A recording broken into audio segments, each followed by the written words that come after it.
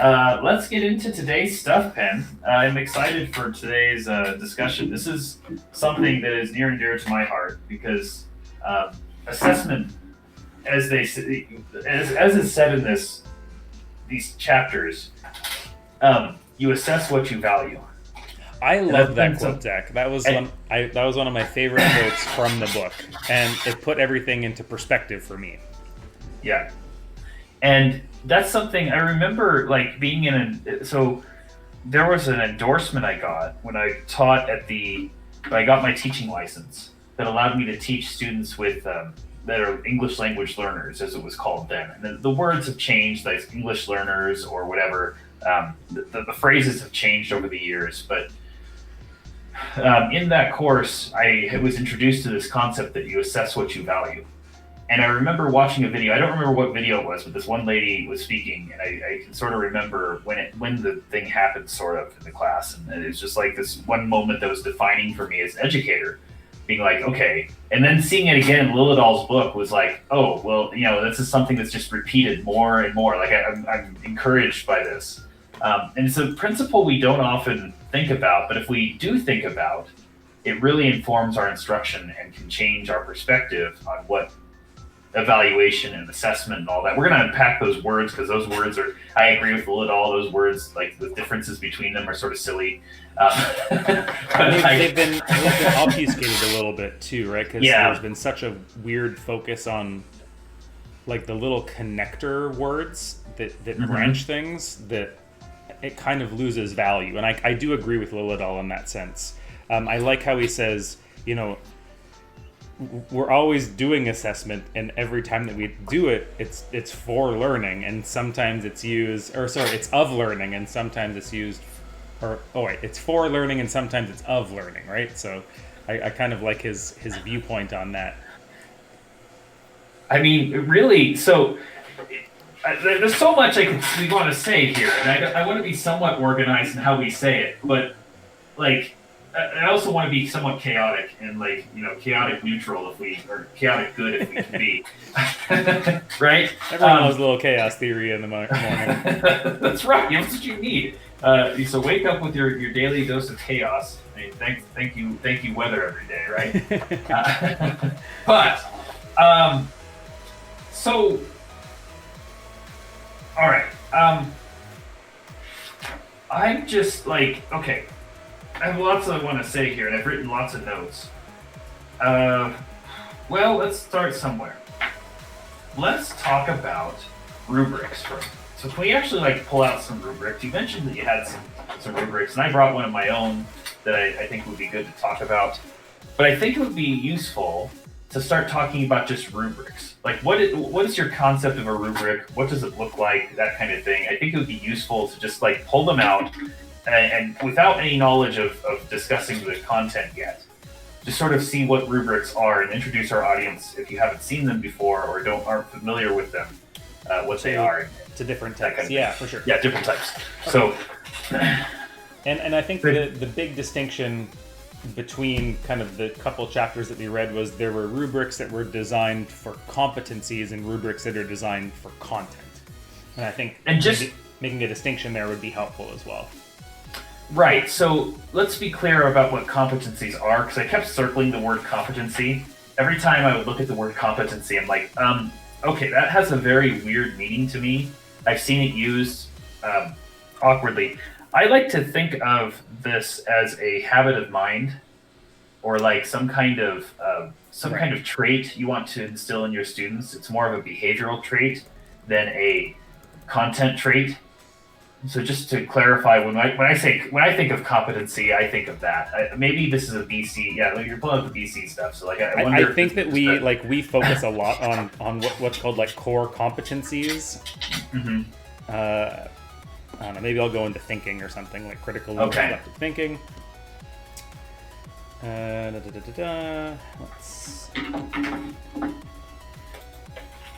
So it's less, for me, it always feels less connected to the content, and like you said, more connected to how students are working their way through the content or thinking about the content.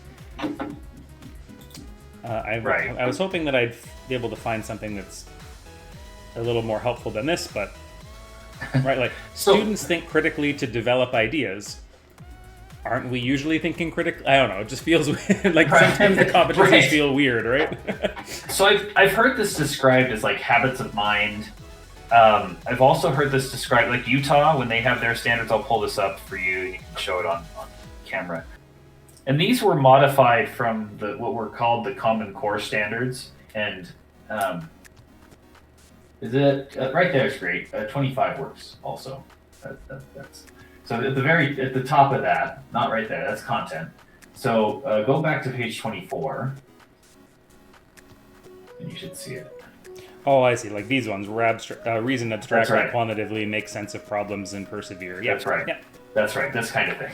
So when I think of competencies, that's what I'm thinking of. Like I wasn't because I've also seen the word competency used in a content way.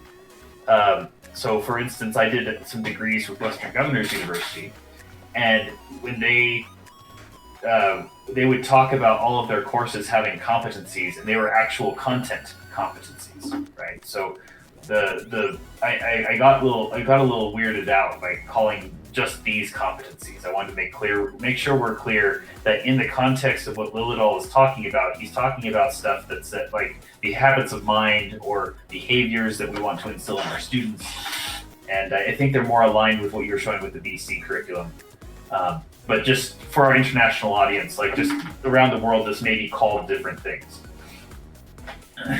Yeah, and I did get the sense from that chapter too that a lot of how he's thinking about managing the classroom, like this comes as a result of what you're hoping to see in the classroom in some sense, right? So if you're seeing a behavior or a way that a students or a group is working that maybe you're not necessarily fond of, you're going to say, okay, let's sit down and let's talk about what does it look like to be a good problem solver, for example, right? What does that look like? Give me some traits of a good problem solver. Give me some traits of a bad problem solver. And what I found interesting is he said most students kind of know what that looks like. They have some kind of vision of what that trait looks like. And so to me, that again, that's how I think about competencies. It's like a behavior or something that we're able to classify in a dichotomous kind of way, like a good and bad. Mm-hmm. Right. And he even says make T-charts with your students and actually write down the things that they say. And 9 times out of 10, even larger than that, he claims they'll come back with something consistent. You know, they know what it looks like you say. They know what good looks like. Yeah, so here was another example that I found that it felt kind of similarly, right? Problem solving, reasoning, improved communication, connections, representation. It's not necessarily connected to a specific learning, like a specific content learning outcome, I would say, in a curriculum document. And then you have this kind of scale, usually, right? Like from 1 to 5 or 1 to 4, sometimes people will choose. Mm-hmm. Mm-hmm. And the big difference is usually in the wording. So if I can find like a really fun one here. An attempt is made to use formal math language versus formal math language is used to share and clarify ideas. Right. Right. So you, for us as teachers, I think we understand, well, maybe not. Like sometimes when you're making a rubric, I'm just kind of like, how do I differentiate between steps 3 and steps 4, right? It's always in kind of like the language, and it feels so nuanced that it's really hard to tell what the heck I'm looking for between these boxes. Well, and we have a lot of... I found the same frustration. To be quite blunt, I often found that, independent of Liljedahl, I don't know if I was influenced by Liljedahl when I did this, but many times I just didn't write descriptors, except for maybe like, I'd write a description of what I'm looking for, and I'd have a scale that was basically like this, where you'd have a 4-point scale or something like that. And we'll show an example of one I actually used in the classroom a few years ago. But I remember, like, even when I was in the college classroom, I found that I usually had this descriptor, but I tried to focus on, like, not focus so much on what made them different, but show where students fell on that continuum. And that's where Liljedahl would say things like, there's a continuum of behavior, and we have usually the endpoints are well defined, what is quote unquote bad and what is quote unquote good, and then the gradation between those is something that we can there's nuance there, right? And I wonder.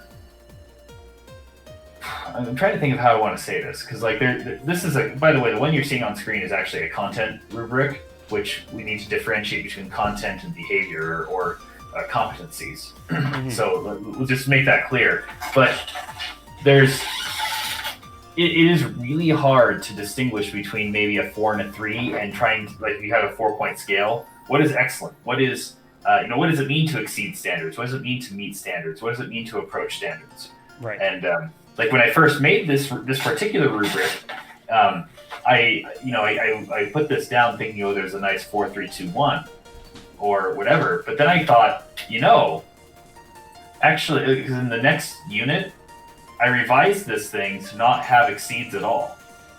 I realized that exceeds is sort of like, what does that mean? And I'll explain. I can explain this whole system. There's these 4 levels, and we can talk about that later when we get into the content stuff. Why I have these 4 levels and what we were doing at the school. Anyway, the point is like there's this sense of like there's different levels of achievement, and in both of these rubrics there's a sense of like, okay, there's a novice, and the other one you were showing there's novice and apprentice and all that, and then you have like expert at the bottom. Those are all gradations of how to of where you are on your understanding of, or doing of the attribute.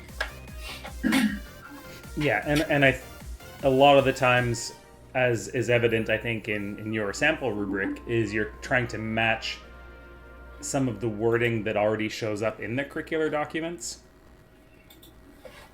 Because I've definitely seen that, like, meet standards, approaching standards, exceed standards verbiage a lot. Well, in some ways, this practitioner and expert are all just functionally equivalent to, isomorphic in the mathematical sense, or at least homomorphic to the to what we, they're all basically the same thing. We're saying the same, like we have this scale in our mind of like we want like different levels of ability that usually turn into grades nicely, right? Like the A's are the experts, and B's are the practitioners, and so on and so forth. We're trying to essentially like give people a grade. Right? Like, if you think about it, this, in some ways, we're so ingrained into thinking, like, I have to give someone a grade at the end of a course. How am I going to do that? Well, I've got to make this look like a grade. But I also know, from a student perspective, and Liljedahl points out, that when you make these, like, when you assign a grade to someone, instantly the brain turns off as to any feedback you give them. And this is actually sort of funnily put out. I think I've told this story before, but I'll tell it again. One of my English teachers did this to me, where in college, where I did this report. I think it was like it was a resume and cover letter or something like that. And once we'd gotten our feedback, we went and made comments on our papers, but there was no grade on it. And we were all confused. We're like, What the heck? Like, how on earth? And then she like said, if I had given you your grade, you would have instantly looked at the grade. You wouldn't look at my feedback. And I'm like, you're right. You're not wrong. and she like she had hid the grade in the staple. So like she told us, okay, now if you want to see your grade, now that you've looked at my feedback, look between the papers on the staple. And you that's can see so it. sneaky. That's like, so and I was like, bro, that's smart. Okay, that's like awesome. you got me, you got me good. So I sat there and but that taught me a lesson that I've always taken into the classroom, is that students want grades, and they're like so grade focused that if you want them to learn, you can't put a grade on something. Otherwise, then they're not going to pay attention to your feedback. And that's what you want them to do. You want them to pay attention and learn and grow and change, right? And there was actually a really fun section in the textbook where he talks about the students that are like, oh, I got my 75%. that's cool enough with me, right? Like I don't even have to do anything. So why would I put more effort into like reading this feedback and trying to get better if I already Yeah. have a mark that satisfies what I want to think about or what I want to be, right? Oh, absolutely. And this is the, I mean, in some ways, very frustrating, right? I used to in the college classroom and somewhat in the high school classroom, I had an unlimited retake policy. So this is what's really bizarre. It's like and this sounds pretty weird from a teacher perspective. Who does that? But like I would have quizzes and you could infinitely retake them. I would just generate new versions of them. Right. And it was uncanny how many students didn't do that. Right. Like it's actually like once the grade was there in the grade book and they saw a satisfactory mark, whatever that was, they're done. They're like, I'm just gonna check out. I'm good. Like this is good enough for me. And what do you do? Like I mean, at that point, I can't necessarily knock the kid because if they're happy with their grades, then so be it. You know, as long as they're not failing, I guess that's okay with me. Question mark. Yeah, it's tricky. You know? it's really tricky in mathematics, right? Because if they're happy with 70%, that means that they've kind of missed out on 30% of what we expected them to know. And as we start to progress into like the next piece of that puzzle for that overall unit, they're missing 30% of that previous piece, right? And there are practical solutions to this. Like I would pull this on so I learned from my writing instructor and I started doing the same thing on my quizzes. Because what I would do, and Liljedahl talks about this, like that you should take your grade, whenever you grade something, that grade should not be tied to your rubric, okay? So what I would do is when I would give a quiz back, if they had taken it in their testing center, I would give marks, and I gave little marks saying, it's sort of, and we'll talk about this in chapter 14, there's like a marking system Liljedahl uses. I had my own that was different than Liljedahl's, but same idea, right? You have these little symbols that mean something. So I would put those on their quizzes. I'd hand them all back and just let the kids talk for a little bit. Like they could talk about how they did and like the marks on the page and compare notes. And after class was over, I would go into Canvas and enter grades. So that became a private experience that they could say, okay, if you want to, and I even made it clear, like if you want to compare and all that stuff, do that outside of class. Like I know some of you are going to do it. I get that. I respect that, I guess. I mean, I sort of have to because you're going to do it outside of my hearing anyway. So let's just acknowledge what is. But if you're going to do it, you're going to do it outside my class because I don't want the focus to be on the grade. I want the focus to be on the learning. And every time we did that, I found the students were talking. Like at least I noticed that they were talking more and trying to learn from it, right? Yeah, if you have no grade to focus on as kind of the corner point of the conversation, where does the conversation go? It goes to talking about, oh, how did you do this problem? And you start to actually get a little bit of that learning process through talking to each other. Yeah. Right. So it's something you have to instill, but this is like the big theme of Liljedahl, I think, is that you have to change the culture around which we do things. And we have such a grade-focused culture that, frankly, it's hard to focus on anything else. And if you try and change that narrative, students meet that with resistance in some sense, right? It makes sense, I think, right? There's resistance there because it's change, and humans, I think, are just naturally resistant to change. Which leads to a very interesting discussion about psychology here. Because I kept, as I was reading this, I was always reminded of a class. I know I'm telling lots of stories here, but I hope you don't mind. But like no. I have this as part of my PhD program. My PhD is in mathematics, but my concentration is in instructional technology and learning sciences. That's fancy speak for education stuff, right? Like that's just fancy speak for that. But the intro to that part of my concentration in a separate department was a class called Design Thinking. And the whole purpose of the course was to help you think about design for humans, right? And every time I read this stuff, I was thinking back to that class and being like, all I'm doing is I'm trying to make this like accessible to people. Like I have the technical knowledge of stuff, but I need to make this viewable for the people I want to use the thing.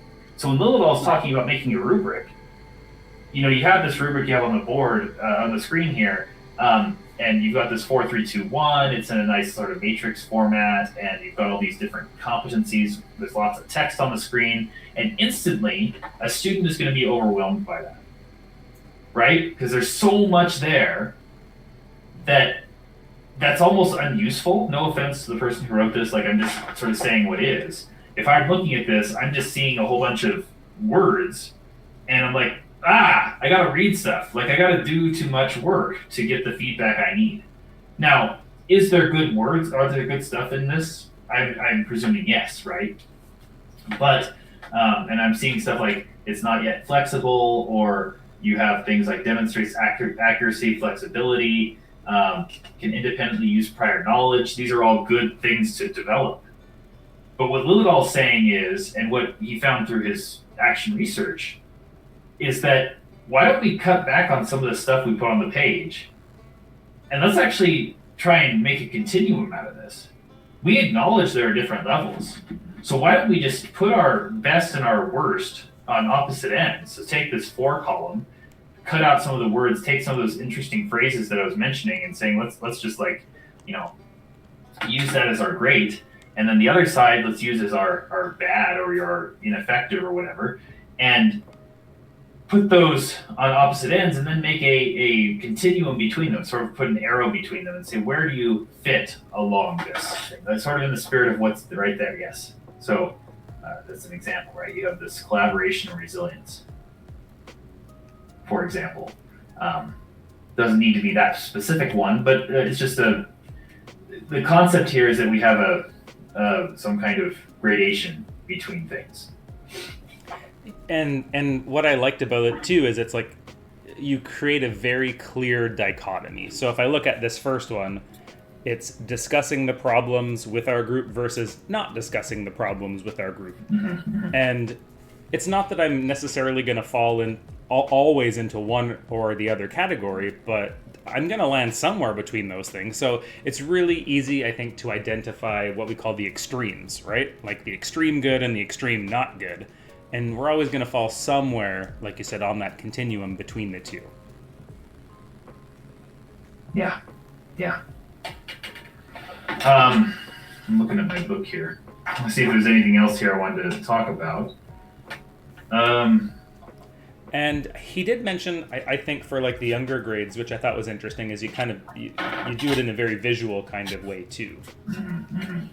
Right. As you start to develop these things. I'll see if I can find a picture. Drawing pictures of like a happy face and a sad face, or yeah, drawing a picture of like working alone. There's one about working alone and working together. So you have a group of people versus a group of people versus a single person, right? Yeah, and so it becomes recognizable for the younger grades how this continuum works. And part of the thought behind using pictures is just it's interesting because he even says like taking out that third column is necessary, especially if you're in kindergarten or first grade, because the concept of a continuum is not clear to those students, and you need to wait till about second or third grade to get to really use an arrow, to understand what that arrow really means. I thought that was interesting. Yeah, it's interesting too, and it's very like age. It's very age specific and age appropriate, I guess, right? Yeah. Well, and the other thing I find interesting is the arrow is always pointing towards the good, and I think that subtlety is important, right? You want to make sure that the students are progressing towards the behaviors we want to see, rather than having it be bidirectional and have the arrow pointing the other way. And you don't want to regress back into that. Right. So here's an example of like a marked rubric. Yeah. Now, have you done rubrics like this before, Zach? Do you let students kind of self-assess and then teacher assess? What's your take on kind of how that process might look? So let me show you this. The rubric I was using. Okay, this is the one I actually used in the classroom, and for better or worse. So this was like the last year I was a high school teacher was using this. Anyway, so this. I'm going to download it just so I can make it a little bit bigger on the screen. That's fine, and I'll I'll say that the intent, I gave every student, and I'll let you get all your stuff organized. Just give yourself a second. But anyway, the thing that's on screen here, what I do is I give this to every student at the beginning of a unit and say, this is what I expect from you. And what we did is we had a 4-level system. This was actually based off of a guy named Tom Morell, who is in Utah, and he came and spoke to us about this. It's a system he had developed, and I adapted it for our uses. So just full disclosure here. But thank you, Tom, by the way, for coming to our school and talking to us. I'll just give a shout out to you. But anyway, not sponsored. Yeah, not sponsored actually. He's just a teacher, okay? Like he didn't even I'm not buying anything. This is not a sponsored ad, but like seriously, this guy was instrumental for me. So what he did is he divided his class into 4 levels, and basically said for every unit, I'm going to give you tasks to work on, and if you want level 1, here's what you need to know. If you want level 2, here's what you need to know. And 3 and 4, right? So we would take all these and you could and students could assess their progress throughout the unit. So it gave them a target of things that they were supposed to do by the end of the unit. Here's the list of things that you should be able to accomplish, and that would be what I would assess on. So when I give quizzes and tests, I would be assessing, for example, how to classify numbers into number systems, or being able to apply exponent rules, and so on and so forth, right? And that way students can figure out like where, and they can go and self-assess all they like. I didn't do so much self-assessment, but I gave this to students as like, here is what I'm going to evaluate you on. And we had the way we ran it at our school was an A was considered level 3, and a B was considered level 2, or I think a C was level 1. But level 4 was where you got honors credit. So we would give honors for level 4. That way you had to do more, but we defined what that more is. Okay. Yeah, I actually didn't notice that at the first pass of looking at this rubric. I saw the standards over on the other side, but I didn't see the progression from level 1 up to level 4 as well. So that would be also an ascending scale on that left-hand side. Right, exactly. Right. So that was my way of trying to give students grades based off of what they could achieve, right? Defining for students ahead of time. And this is part of what Liljedahl talks about, is defining that ahead of time. You need to make a contract with your students of like, here's what an A looks like. Here's what a B looks like. Now, I'm not saying this is Liljedahl sponsored, because I don't think he would agree with the way I've done things completely. But because he had, we can talk about how to make this better. But I think the concept here is that you make that contract with your students and help them see what success looks like. I think he would agree with that. Yeah. And like we've kind of danced around here, a lot of what I think he's trying to do in setting up the rubrics is to make them easily readable, and the feedback needs to be very clear as well, like immediately from looking at that rubric where they stand. Mm-hmm. Mm-hmm. That's right. And that it's not tied to a grade. That's the other thing, is if you put a mark on it, if you put a number or a letter representing your grade on that paper or on the whatever you give them, instantly it's going to be ignored. Like it's just automatically you've lost everything at that point. So would you say that having the phrases like meets standards, approaches standards, exceeds standards, would that be similar to a grade? Would that be isomorphic to a grade?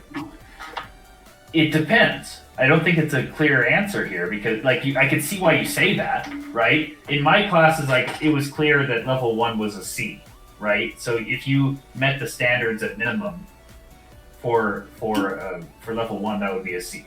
Now, is that on the paper anywhere? No, but students knew this and could expect it from me, right? And so in level 2 was seen as a B. So if you wanted to see it that way, what do I need to get my grade? I've well defined that. But it's not like I'm assigning a grade on your paper. I'm just trying to gather evidence towards supporting whether you're at level 1, 2, 3, or 4. Oh, I right? see. So maybe. So I'm not like, Yeah, it's in how we interpret it. That's what matters. Right. So there's not like a 1, 2, 3, 4 here where I'm like adding up these columns to get a mark That's out right. of 50 or something. That's right. Right. That's right. That's the different, and that's the shift that I think is really scary for people. It's thinking about how, like, and there's a lot of like practical questions. I can't just, and this is something next time that we're going to talk about more with what he does with grading, because I think it's sort of interesting what he does, and there are, I think, multiple solutions to the problems he poses and so on. But the concept here is you don't want to say 47 out of 50 to a student, because if you do that, then that automatically says, okay, I got a 94%, that's an A, that'll appease my parents, that'll appease me, that'll appease the scholarship committees for the college I want to go to, et cetera, right? Like my friends will think I'm a good person. All of these things that like you're going through a kid's head are going off, like that automatically validates. But if I take away that validation, then students have to think about feedback differently. And that's what we want for students. And that's ultimately what teachers want and what students want, is to learn. And I think that promotes the growth mindset thing that we talk so much about, right? I can now look at feedback as something that I can use to get better than try to use feedback as something that is a potentially punitive. Yeah, he had a really interesting statement on this. I'm just trying to remember where it is. And it was in that growth mindset idea. I know what you're talking about. I think it's yeah, I think it's in 13 somewhere. Maybe. I know it's in 12 under the headings section. There's a thing about where they are versus who they are. Yeah, that's the one I'm thinking about. Yeah. Page 217. I have that underlined.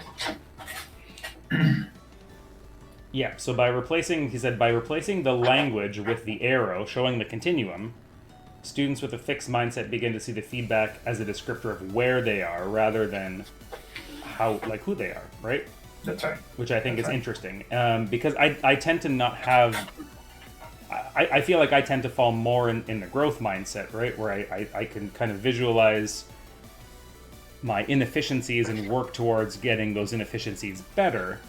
Mm-hmm. Unless I'm doing physics. That's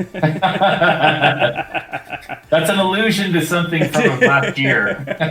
y'all need to know that Penn tried physics, and I don't know. I won't judge you for that. But like at the same time, I'm just gonna say you should go learn physics. Get Dr. Gold on, okay? We gotta get. I know we need to actually get him to help me out. I think, yeah. Right. I found it interesting in the content section that he had this kind of scale that included exemplars. Actually, I'll just make this a little bit bigger so that you guys can see. So, and you said you had some comments about this, right? So he included exemplars that the students could see. These are the kinds of examples that I expect from a basic, intermediate, and advanced, for example. So he still gives like a graded scale, if you will. Not grades in the letter grade sense, but grades as in like here's how to progress through the standards. And like if I'm expected to know how to find the next term in a sequence, here's what a beginning, an advanced, and an intermediate look like. So I do have commentary here. Yeah, so I want to talk a little bit about this, and I want to talk. There's one other thing connected to this that I think is interesting that I want to talk about, but I'm curious to hear your feedback on this first. So this goes back to a criticism that I had some time ago, because I like this and I dislike it. In one sense, this is really useful for procedures like completing the square a lot, but factoring, finding the next term. Think of any procedural knowledge that you have, and you can usually find hard versions in some sense and easy versions in some sense of those procedures, right? And we're using those very loosely because what is easy and hard is very relative. It is a little subjective, yeah. Yeah, right. So and if I'm honest, like, we should embrace bias, and this is the subject of next time with chapter 14. We really should embrace bias more than we really do, and Liljedahl has a whole thing on this. So, but the other thing is, so there are some content areas that are easy to do this for, and I've listed a few. But there are some others that are quite difficult to do this for. So, writing a proof, for example, what does it mean to write a proof? Or to, let's see here, what proof writing, making a model for something. So if I'm supposed to model a situation using a linear or exponential relationship, that kind of thing.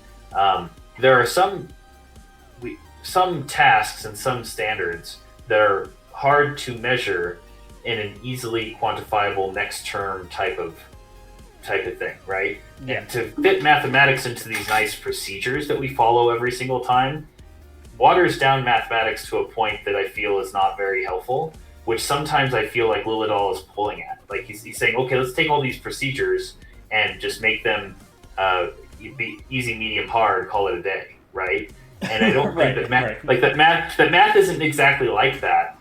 There is some difficulty in saying, like, okay, what does a good, like, because you can say what, and even I think addresses a little bit what a good proof looks like.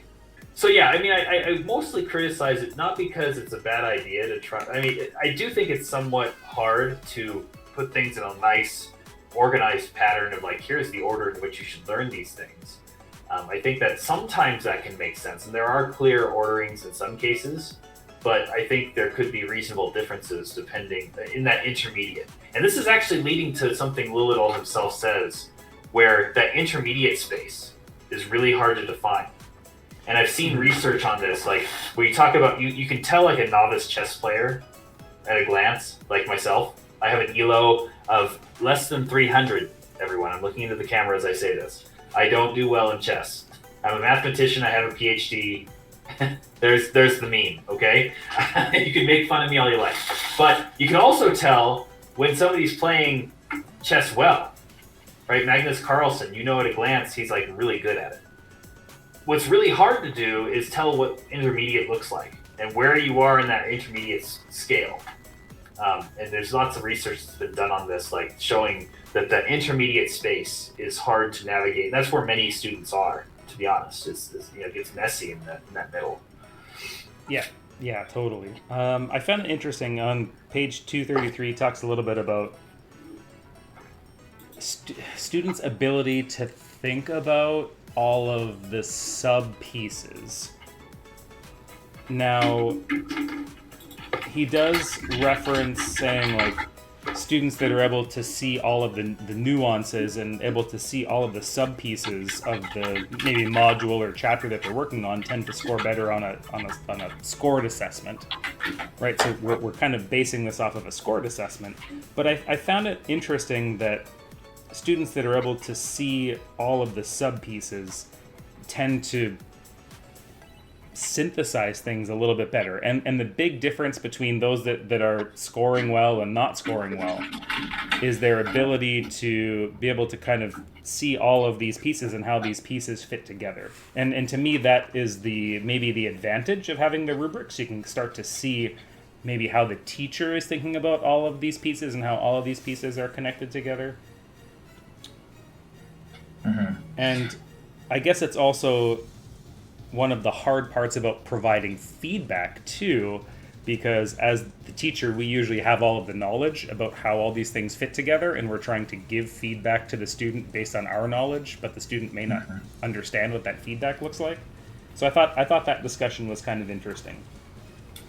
And I found it interesting. I'll go one step further. As a former instructor, I think it was a bit audacious to claim in this in here. I think there's a quote he gives, and I had to laugh a little bit. Here it is. The teacher, okay, a quote from page 232. Here it is. The teacher is interpreting the information that a student gives to them against a background of full knowledge of and understanding of the concept or concepts in question, a clear picture of what comes next, and so on. And I kept thinking, I'm like, that's actually a very high bar for a teacher to meet, even myself. Like, I'm trying to think of myself as like having a perfect knowledge of all things. I'm like, dang, that's a very high bar for me. I don't know that I can reach that. I was like, man, you like, no offense, Liljedahl, but I think we reasonably disagree here. I think I don't have all knowledge, but I will admit that we have more knowledge than our students. And I think that the point he's trying to make, if I'm being generous here and being kind, like, let's put this in proper context, that you do know more than your students, and you've been trained to know more.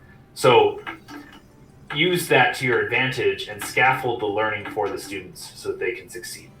Yeah, and perhaps maybe as well, teachers that have taught the curriculum more than once are probably more likely to read this book and go, okay, here's how I now upgrade my practice, right? Like, these are some of the ways I can do that. That's right. That's right. So I think he is under the assumption that we don't have a brand new green teacher in the classroom for sure. That's right. And if you are a brand new teacher, you know, the best advice there is just change 10% every year. Get 10% better. Yeah. That's I pulled that from an article by Stephen Reinhardt about never saying anything a kid can say. Go look that one up too. That's another fun topic we could talk about sometime, maybe in season 3. Get excited. That's a really fun one. So lots of stuff on rubrics here, and in practice, so we've got this content. So we've talked about content, we've talked about practice rubrics or competency rubrics. And I guess where we go now is, what does this look like? Because I feel like all this theory is all fine and good. We spent about 50 minutes on this theory here. What does that mean for us? What do we do about it, right? Like, how do we put this into our actual practice? I've shown one example of what I did in the classroom, what I've actually done. I couldn't get any of my college ones available conveniently for this stream. I was reminiscing, going through my old files, trying to find examples of rubrics that I've used in the past. Some of them were very traditional. And I was like, man, I was such a young teacher then. I didn't understand better. I did a lot more traditional things than I wish I had done. But the best I could find was that one I showed you about content standards. And then there were some college ones that I should pull out also that were a little bit better than that. But still had these levels of gradation. But they weren't well defined in the sense of, like, here's what excellence means, here's what proficient means, and so on and so forth. They were just, I'd leave the things open as to, like, okay, you know, you have it or you don't, and then there's some levels in between, just because we recognize that there's levels of intermediate performance. Anyway, so, but, like, I guess we should take this and make this practical for another, for a teacher, right? We've been talking about stats here and box plots. So maybe we should talk about what does it mean to understand how to make box plots? Yeah, did you want to head over to the Excalidraw? Let's jump over to Excalidraw. Yeah, it's a wonderful idea. And I'm going to pull it up, and we're going to make some notes. Hopefully they're, like, somewhat coherent. That's not the one. That's the Excalidraw. Okay, cool. I found it. Yeah, I had a moment last night where I was like, what did we talk about 2 weeks ago? And then I opened this up and I was like, oh yeah, like trying to put students in a situation where they think about box plots. It was actually quite challenging for us to think about that. Mm-hmm. Like we talk about comparing scores, and we did that last time between two classes. We have Dr. Zach and Mr. Penn, right? Like, yeah. That's one case. So I guess maybe this is a good time to try and define what we were trying to do first, because this is good practice from a backwards design perspective anyway. What do we mean, and what competencies do we want students to be comfortable with as a result of looking at box plots?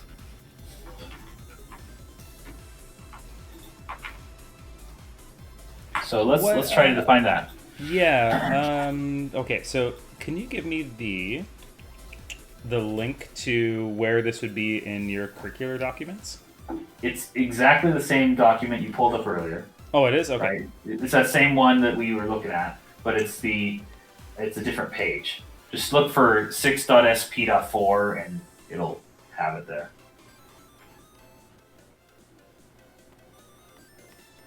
If you do a search for 6.sp.4, Oh, that's right. That's right. Find it faster. 6.sp.4. Yep.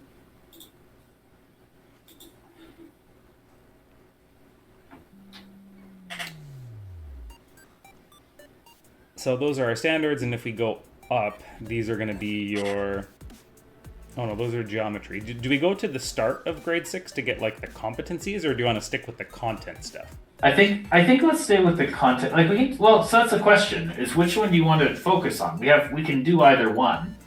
At the top of the page, at the very beginning is the competency standards. So if you want to talk about those, we can. I think there's reason to do both, but I'm not sure which one you want to focus on.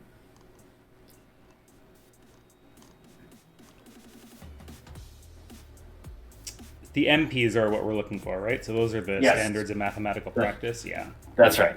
Those are the competencies that Liljedahl would talk about. So make sense of problems, persevere, reason abstractly, quantitatively, construct viable arguments, and critique. Model, use appropriate tools, attend to precision. Yeah. I wonder if number 5 is one that's relevant if we're going to talk about practice standards. When do we use a box plot versus when do we use a histogram versus when, maybe that's something we can tie in nicely. There is some modeling here as well, but I'm curious, there's lots of avenues we can take with this. And yeah, the communication piece as well, I think, is potentially important here. Mm-hmm. Yep. So should we nab 1 or 2 of these, maybe? Sure. Let's at least pull them into the Excalibur. I'm not precisely sure how we're going to make this. I think I have a little expertise when it comes to making competency kind of... Okay, cool. And this is the thing, is I like to think of this podcast. I know I've said this before, Penn, but I like to think of this podcast as like two of us teaching, say, 6th grade. Say we're both the 6th grade team at a school, and we're sitting there with our planning hour saying, what are we going to do for our math stuff, right? And this is like how I want to think of this, is what would we do in this faculty time where the kids are off at recess or the kids are at their specials doing art or something with another teacher, and I have planning time with you. What am I going to talk about? That's what I want to treat this as, is what would we talk about as far as practice and content rubrics. Right. Now, with regards to the competencies, do we want to develop a dichotomy that has kind of that continuum aspect to it, or do we want to do this a little bit differently? What's your take there? Well, so here's the thing about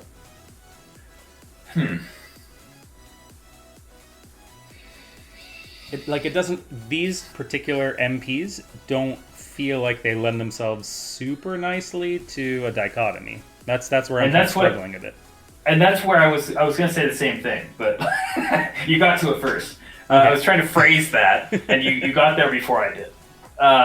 Good job. So I think that,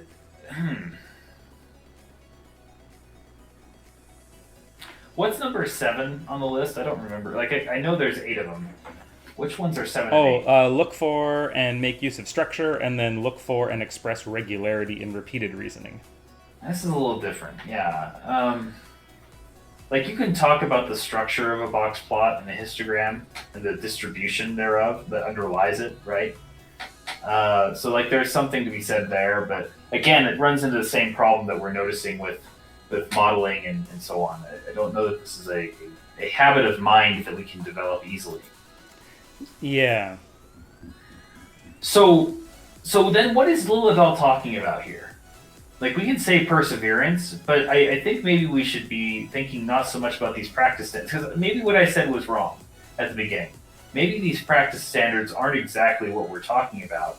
What we're talking about are the qualities, and thinking of like characteristics. These are like the, how do I say, the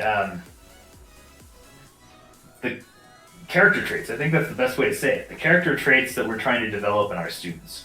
So perseverance is one that came up most often, but he lists a whole bunch of others, and maybe just looking at that list quickly would be helpful. Sure. There were the top three, but I want to get past the top three. So I'm trying to, like, curiosity, autonomy, self-responsibility, grit, positive values, self-efficacy. That's five, that's six of them right there. So, like, even if we take something like curiosity, how do we break that down into something measurable? Right? Like, you think about what would if I were being extreme about this, what would a first grader, how would I instill curiosity in a first grader? And that feels like a very different kind of discussion that Then maybe doesn't instilling have curiosity in a dichotomies. sixth grader. Right, even in a sixth grader, like, what would you do? How do you like measure curiosity? It almost feels it's a thing to optimize that isn't like, or it's a thing to measure that doesn't feel like it needs to be measured, or it's so difficult to measure that I don't know. I don't know how to. It's so subjective, right? Because I think if we ask the question, what does a curious person act? How do they act, or what do they look like? I think we would come up with different things. Yeah. Like, I'll give an example from yesterday. There's a problem that I was doing, and I ended up doing the problem 3 times on stream yesterday. I did it wrong twice. So we did this whole thing. Somebody had asked for help on this differential equation, and I messed it up twice. Did the Laplace transform wrong. Somebody in chat corrected me, and I was like, wait a second. Oh crap, I did it wrong. I finally got it. We did succeed. It took about 2 hours of time if you think about all of that. But that's like, I was curious about this problem. Like, I was sitting there like, why is this so hard? I kept wondering to myself as I'm writing stuff on the board, like, why am I continuously doing this wrong? I even the night before started working on it, and I ended up doing it wrong the first time also. So you can add another one to the pile. That's just another failure, and it looks like a very innocuous problem. But I'm sort of like curious by it. Like, why on earth would anyone mess this up? Like, it feels so easy that it shouldn't be this. Like, it's a step. It had like, it was. I mean, just to give you a sense of what it was, it's a differential equation, but it had an output that was a step function, which doesn't sound too hard, right? Like, a step function, you can picture that, and it's like you can get the homogeneous solutions pretty quickly, but like. Somehow inserting that step function threw me off in a way that it probably shouldn't have, and I'm now like super curious about it. So as I reflect on that, now what we've said with curiosity, it's almost like I'm trying to measure my willingness to investigate more, right? Right. Or like, you know, I don't know how to put this, and maybe Blissoulis has a comment here. A first grader runs on curiosity. Sixth graders do need it. Yeah, Totally. they do. They need that. Like, that's the thing. First graders want to ask you about everything, and I have kids that are under 5 that, like, you know, what's this? What's that? Yeah. And, why? Right? Why? Like, that's a very common. Like, as a father, like I deal with this all the time. But students do the same thing. Like, when I've worked with teenagers, they want to know. And even like my teenagers want to know, like, why is this the way it is, or like how is this true, or how is this true? And we like that some answers are easier to come by than others, but there's this natural, like, I want to know more. I want to, like, how do we measure that? And then as a follow-up to that, we'll answer that in a second, but then I wonder about Goodhart's law, which says if you try to measure something, then that thing becomes optimized, and then people misuse that metric for something bad. Like, there's like this, you know, you almost optimize that metric to the point of, like, it ceases to be a virtue. I wonder if curiosity is more trying to understand how somebody else is thinking about a problem or a process. Yeah. That's also true. Like, you can look at different ways of doing things and be like, those are the same thing. Why is that? So maybe there's this sense of comparison and contrast that we're trying to capture. Or this happened last night too. I was actually in a situation, like I was working something out, and I did it 2 ways. And as I was looking at both ways, I'm like, huh, that's interesting, right? Like, why do these two come out the same? And what's inherent about the processes that link these together? There's something curious about that. I don't know. Like, that's. I think that's also an aspect. So maybe let's write this down. Let's use this as a start for measuring curiosity. And maybe this is a poor example, but I'm trying to picture here, like, if this were something I wanted to instill in students, what could we do? What was this? What's something we could do about this? I also think the teacher can prime things. For instance, you can show a graph that's completely counterintuitive. You know, you can to use the meme, you can say that shark attacks increase with ice cream sales, and say like, right. They get students be like, wait, what? How can you say that? And that's like the classic statistics meme that like, you know, you can pull that out and have students debate this, unless they've seen it before. Spurious correlations, exactly. That's Here you go. Annual U.S. household spending on alcoholic beverages correlates with the number of septic tank servicers and sewer pipe cleaners in New Hampshire. Right? Like, it's silly. Yeah. They're clearly not related to each other. Right. But that's what I'm saying is I wonder sometimes, it's like, that one's a bit ridiculous, but I wonder if there's, it's almost like with curiosity, you find unexpected things. But there is an underlying like question as to like why, like sometimes you want to think about why these are true, right? Popularity of the first name Monica and marriage rate in Nevada. Why are these so similar? That's very strongly negatively correlated. I know, why are they so similar? I am curious about that. But wow. Well, I mean, when did Friends end? I mean, that could be where we start. Right? Actually, Friends was like the 90s, so right. Friends so people probably stopped naming their kid Monica after Friends stopped. Well, and so it would make sense that there's like this tapering out because the people that remember Friends would remember Monica, right? Right. So then after the show, like in 2020, people aren't remembering the show like they used to in 2005. So that actually, you know, has a logical conclusion. The marriage rate in Nevada also is not surprising because, and I hate to bring up sort of a negative topic here, but you know, there's a lot of loneliness and dating issues across many cultures. So anyway, there's that. He's added an AI component to his website, which is kind of funny. Oh no. All of this to say, like, that is a curious thing, but like you and I were able to come up with a plausible reason as why those are negatively correlated. Like that's a possibility. Right. So like curiosity, I think, starts with asking why something is, but also seeking an answer to why something is.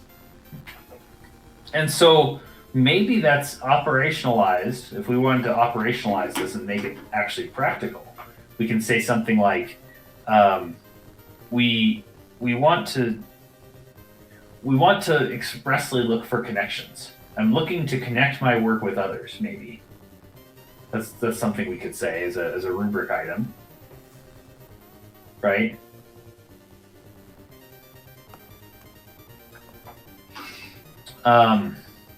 Or I'm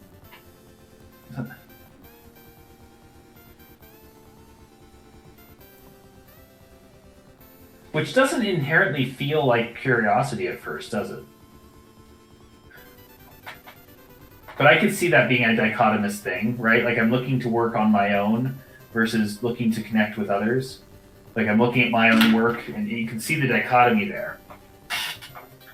But that's not all curiosity is, right? Curiosity also is like I'm looking to extend. Maybe I'm I'm attempting to extend my understanding by doing harder or more involved problems, or I'm staying with what I know how to do, right? Am I having this like, am I willing to take risks in ways that I haven't done before, and being curious about, new connections? The word connection seems to come back again.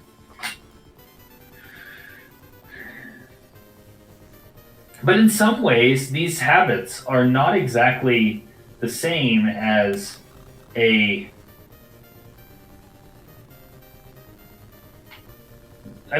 also feel like perseverance in disguise.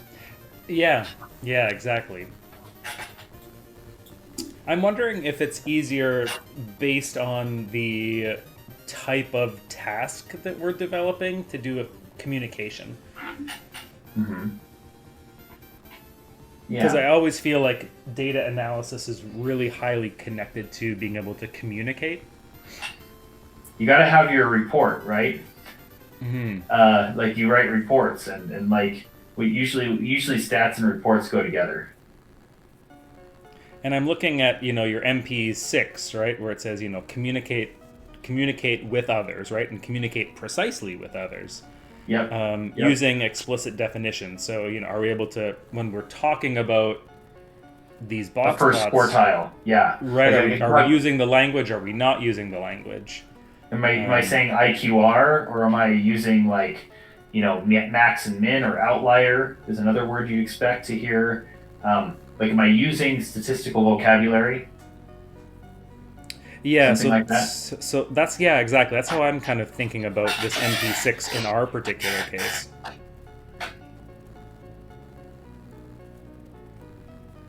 So uses statistical vocab versus not, right?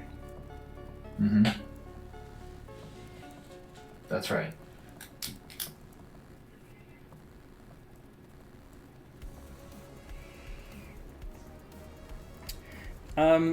The communicate precisely is interesting. Like, what does it mean to communicate precisely?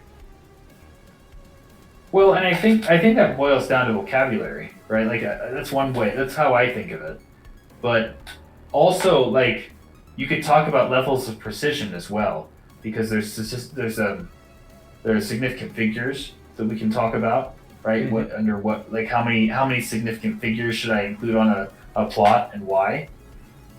That feels like more of a sciencey thing, but at the same time is relevant for like not overstating your accuracy on a plot or something like that.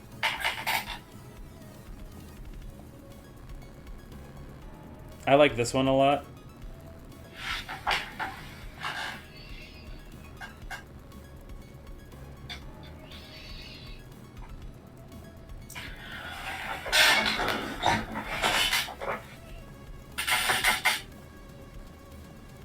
It almost feels like that one's not so much a continuity thing as it is a binary. Like, it feels dichotomous, but it doesn't feel continuous. Yeah, I understand. Right? Like it is dichotomous, though. I will say that, and he does say that dichotomy is important. Could we? I feel like we could land somewhere in between, right? Where we're specifying units of measure all the time versus not specifying at all. Consistently, maybe that's the word. Yeah, maybe consistently is what we wanted. Yeah. Because I don't want to say all the time as in like everything's measurable in the sense of like everything has a unit. Some things are dimensionless, but and also like being not going. This would be an extreme example, but a kid going between like kilograms and pounds would be awkward. You want to stay consistent with kilograms or pounds or something like that. Right? I don't want to be flip-flopping units all the time. Yeah, are there other... So, I mean, here's a couple examples. I'm wondering if there is maybe like one other communication example that makes a lot of sense for working with box plots and these kinds of measurements. Mm-hmm. Mm-hmm. Like scale is often something that we talk about in our introductory classes. Sure, like using scale. So like chooses scale based off of relative size of things. I don't know how to say that, but like some kind of there's got to be a relative comparison of some kind.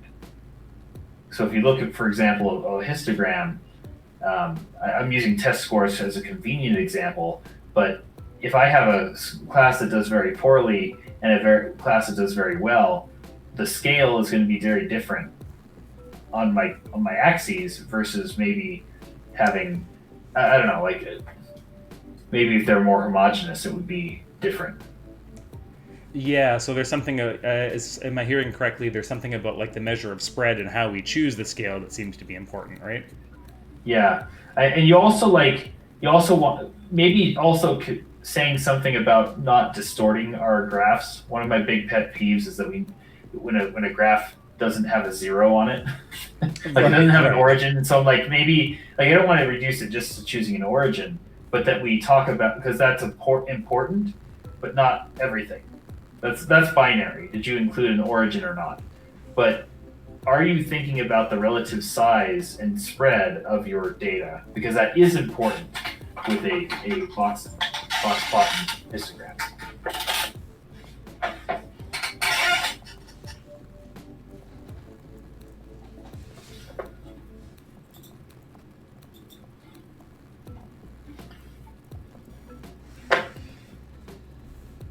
So something like choosing relative scale proportion consistently versus not choosing relative scale proportion consistently for diagrams or something like this? Yeah, maybe that. Again, I like this idea, like we're just spitballing, right? We're just trying to kind of think of some things where maybe,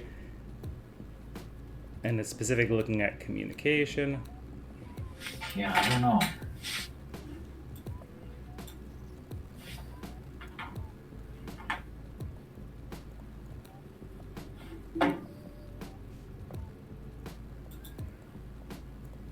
What the heck? I'm a decisive guanaco today. Yeah. I know, I saw that. I don't even know what a guanaco is. I kind of must know. I'm curious, Zach. I want to look it up. A guanaco.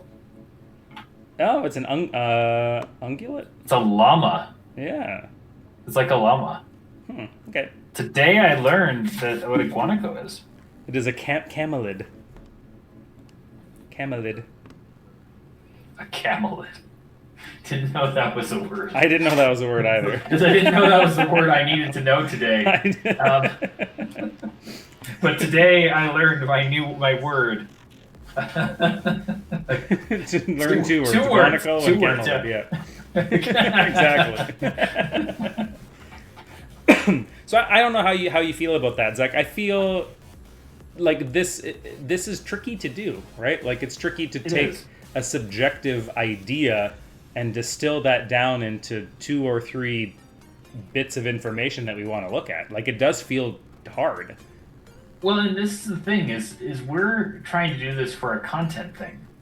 This isn't exactly a habit of mind in this, or like not a, what do they call it? The competency that we're looking for. I feel like communication here is still, it requires the skill of somebody who knows the content. Like you and I know statistics reasonably well, so we're able to talk about these things, but a student wouldn't come up with this.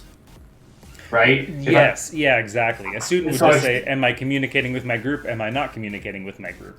Probably, right? Right. So I think the way we're doing this right now is more of a content-focused communication. Right. It's content-inspired, but it's not so much a competency. If we were going truly for a competency, generally speaking, a student would know like what good behavior looks like in a classroom. Like I think that's more of what competencies measure is when I'm sitting my standing at my VPNS, my vertical bond permanent surface, the white ball on the wall, or the whiteboard on the wall, right? If I'm standing there with my group working on something, what should I be doing? That's the kind of question that the competency rubrics are trying to answer. Right. So. Right. I don't think that I'd see this hanging up on a whiteboard somewhere. I would see this more on a rubric for a summative evaluation, right? Like I'm grading something, or I'm trying to give feedback on someone's writing, this would be totally appropriate. Yeah, I agree with you on that one. This is definitely not something that if we ask the students what makes a good communicator, these will not be the things that they choose. Absolutely. No, what they would say is, I got my point across, right? Like, or what was the other thing? Like, I think the conversation actually would stall if I'm right here. I think that a lot of the conversation would be like, what? What are you talking about? Like, I even as we were talking, I'm like, I don't know that we're getting at what we were supposed to get at. I feel like this is like I feel like what we originally set out to do isn't actually happening, and I misunderstood Liljedahl here because like that's as I'm reflecting on the conversation we just had, or at least not like misunderstood, but I think we were trying to do something and then it turned into something else. We wanted it to be a competency rubric, but it turned into a content rubric. Right. It turned into a content rubric that's connected to a competency in some sense, right? That's right. And in a very specific context, right? So I think that if we're going to go for a competency rubric, we would have to go for a something that's more of like a character's trait we want to develop in our students that is inherently harder to define, honestly. Like, I think that's actually sort of good that we're talking about this, because as we talk about competencies, those are things that, like, we can say curious, and we were arguing over what curious even means, right? Like, what does try to operationalize that, and then the second you try to operationalize it, you find yourself having a hard time, which is exactly the point that Liljedahl's trying to make, because you can't. How do you do that? How do you, like, how curious are you? And I think to different people, you're on different levels of curiousness. So that would probably be one of the lines on a potential diagram, is just saying, is curious about other people's work or is not, right? That would be a dichotomy that we could throw onto a competency rubric. And as I'm looking around, I wonder if maybe what we were doing is we could say, okay, let's look at the M key learning outcomes. One of them is attend to precision. And these are a couple of the bullets that we could look for as we're assessing some of these learning outcomes. I think that's maybe more of what we were trying to do, right? That's right. Yeah. And I think this distinction is probably going through some people listening to this. You know, if you're listening to this, I think that this distinction is where it gets messy. Like, if you're implementing this stuff in an actual, PD of some kind, or you're like together with your team talking about, like, how do we make sense of this, you may be falling into the same trap we are. Like, you start jumping towards content because that's what you're familiar with, and in reality we should be looking at core competencies of, like, these are things that are character traits. I think that's the best way to say it for me, is like, what are the things we want, what are the the persistence and the what were the others? The willingness to take risks, right? We used to call them soft skills back in the day. Exactly. I don't know if we still call them that. Exactly, soft. Yes, and like, there were things about. This is often used when you start seeing behaviors you want to change. So, in some ways, what we were doing and calling this a box plot lesson, I was like, we already called it a content rubric by the nature of tying it to any specific content at all.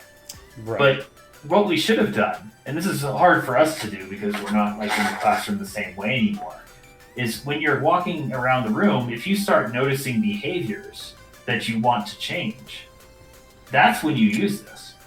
You start saying, hey, my kids are starting to hog the marker, as one of these was about hogging the marker. So if I have students that are taking that and not allowing people to learn, that's a behavior I want to help change. So this is more of like a behavior management thing that he's pointing out, I feel. Yeah.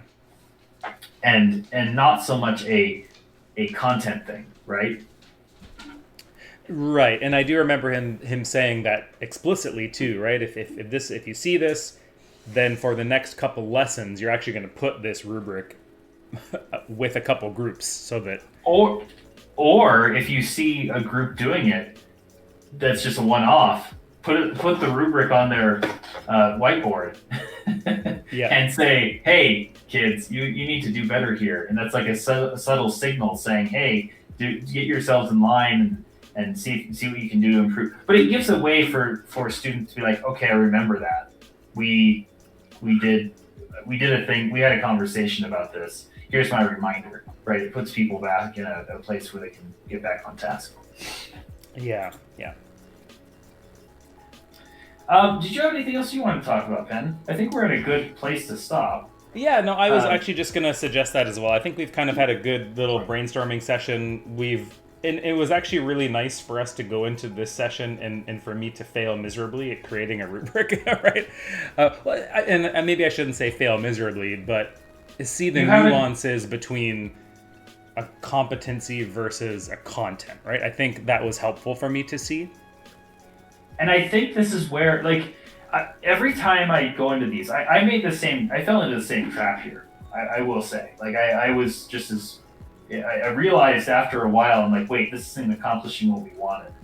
But I think that's actually useful because these kind of conversations happen sometimes where you're in a group and you're like, okay, we're not going in the right direction. We should refocus. And having some kind of framework to ground ourselves in can be helpful. And I think that's what this book does, is it offers a framework, not the only framework, but certainly a framework to get us in a better direction, right? Like to put us, give us some change. Yeah, this is actually one of my favorite chapters I think that I've read so far because it actually gives very concrete examples of how you can upgrade your rubrics. And it's actually something that when I get back into teaching linear algebra, I probably will use some of these ideas and see how they roll next year, which is kind of interesting. Mm-hmm. So I'm looking forward to being able to implement some of the stuff we're talking about. I'm excited for where we go with our final episode, which is going to be about grades and how we give grades and how does all of this turn into a grade somehow.